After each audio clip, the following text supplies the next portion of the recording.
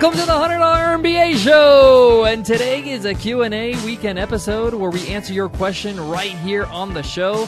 I'm your host, your coach, your teacher, Omar Zenhom. I'm also the co-founder of the $100 MBA, a complete business training and community online.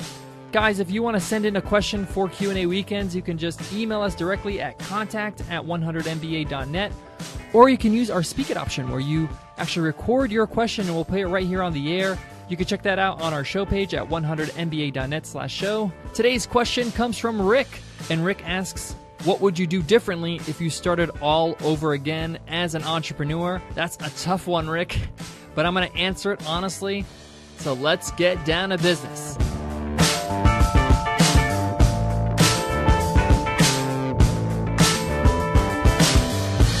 This episode of the $100 MBA is sponsored by Natix, Binary Options Trading. As a listener, you know how far $100 can go, and so does Natix. With just $100, you can get started. With Natix Binary Options, you trade on whether you think the market will be above or below a certain point by a certain time. Go to natix.com and open up a free account. That's nadex.com. Futures, options, and swaps trading involves risk and may not be appropriate for all investors. So Rick asks what I would do differently if I started all over again as an entrepreneur. That's a really tough question because when you make mistakes, you learn a lot of hard lessons that really teach you a lot. But if I were to choose one thing that I would do differently if I did everything all over again, I would probably focus more on creating content that's valuable early on. In the beginning, I really didn't blog that much. I really didn't create great content for my audience. I was more focused on building the business itself, creating a product, selling it, marketing it. Very, very traditional, very by the book. And I really didn't think about helping out my customer or educating my customer through my expertise. You know, just blogging alone could have helped me a lot because blogging really helps you hone in your communication skills, improve your communication skills. I say this all the time, but it's so true. It helps you put your ideas on paper or on the screen, and you get to analyze your ideas and see if you really do agree with them or need to change them or do they make sense. And it also helps you just convey ideas in a structured way. Otherwise, they're just in your head. They're not really formed ideas. So I would definitely blog earlier. I would definitely maybe be podcasting earlier. You know, a lot of people say that we produce a lot of content now. You know, we have a daily podcast. We have a weekly blog post published. We try to answer questions on social media. We're doing a lot of things. But I guess I'm just making up for lost time. You know, I kind of didn't do this early in the game, and I've just started doing this the last few years, and I really want to make sure that I give as much value to the audience so they can learn about what I'm all about. They can trust me. I can build trust with my audience. They can understand what my values are in business, and then they can come on board through the content that I provide. And I think that would be the one thing I would do differently. That's what I would do differently is kind of start this creation of content a lot earlier. Another reason why I would do this is because, you know, you want to build a body of work. You want to build a legacy of what you're all about, and it takes time to do that. And the earlier you start, the better. You know, I'm very envious of these young entrepreneurs doing it in their teens and their early 20s.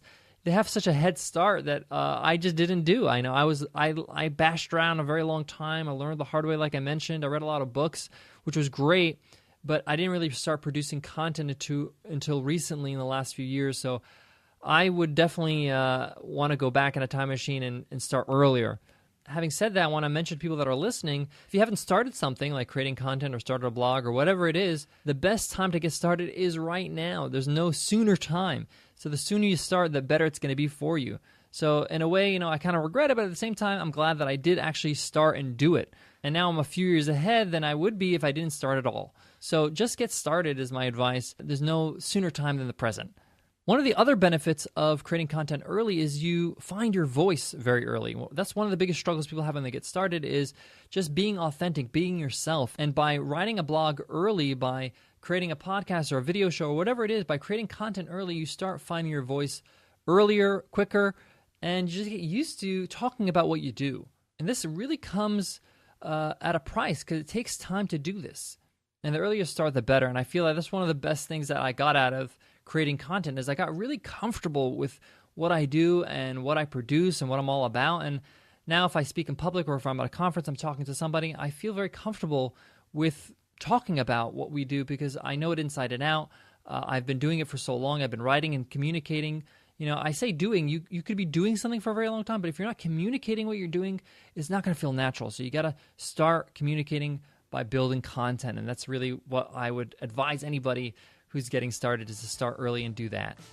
Well, Rick, I hope that answers your question. Guys, if you want to ask a question, just email us at contact@100mba.net, or you can use our Speak It option on our show page, and you can record your question, and we'll play it right here on the show. You can find that at 100mba.net/show. Guys, if you have 2 minutes to spare, we would love if you can give us an iTunes rating and review and let us know how we're doing. What do you think of the show? If you enjoyed this show, if you enjoy these episodes, what you think will really help us obviously get better, but it also helps us get more exposure on iTunes. When you leave an iTunes rating and review, iTunes ranks us better and we get more exposure. We get to reach more aspiring entrepreneurs, business builders just like you, and we get to help more people. So by taking 2 minutes, by giving us a rating and review, you can help us and many other people at the same time. So thank you so much in advance for that. Guys, I want to leave you with this. It's good to reflect on the past and see what you've learned, see where you went wrong, learn from your mistakes, but you don't want to spend too much time dwelling on those things, because you got to look forward. You got to keep moving forward. You got to keep your eye on the prize, so to speak, and keep focused on what you need to do today, because you can change history by doing something today, because today will be tomorrow. So just focus on working towards getting better. Sometimes when you look back too much, you start to feel regret and it holds you back from moving forward. So don't let that happen to you. I know sometimes I got caught up in that in the beginning, having regrets, feeling like maybe it's too late. I'm about to turn 35, so a lot of these new young entrepreneurs are starting really early, and I'm kind of old compared to them. So I can feel sorry for myself, or I could say, hey, I could just work hard and try my best and keep moving forward. I have wonderful people like you listening to the show, so I should be grateful for that. So just keep looking forward and keep working on what you need to work on, and don't worry too much about your regrets. Learn from your mistakes and move on. All right, guys, I'll see you in the next episode. Take care.